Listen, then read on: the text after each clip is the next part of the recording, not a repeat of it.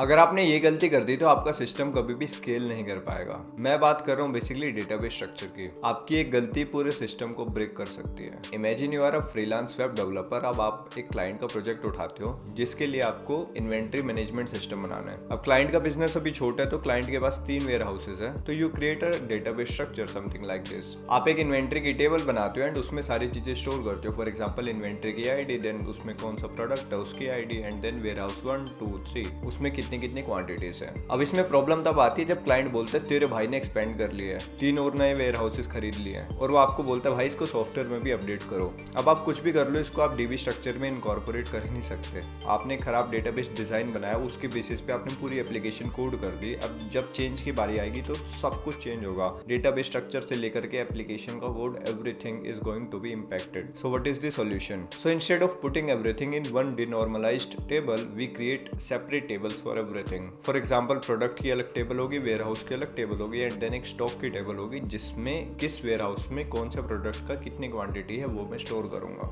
This is known as normalization in SQL databases. And it is not just about कि future में क्या change आ सकता है, it impacts your queries, it impacts your performance as well. So एक अच्छा database design करना बहुत इंपॉर्टेंट है आपके एप्लीकेशन को स्केल करने के लिए, परफॉर्मेंस को ऑप्टिमाइज करने के लिए। क्योंकि अगर आपने खराब डेटाबेस डिजाइन बना लिया तो आप कोड में कुछ भी लिख लो, वो ऑप्टिमाइज हो ही नहीं सकता। कुछ चीजें डीबी लेवल पे हैंडल होती है एंड वो बहुत अच्छे से हैंडल होती है। अगर ये रील आपको अच्छी लगी तो please don't forget to share this reel with all your friends and hit the follow button. Thank you.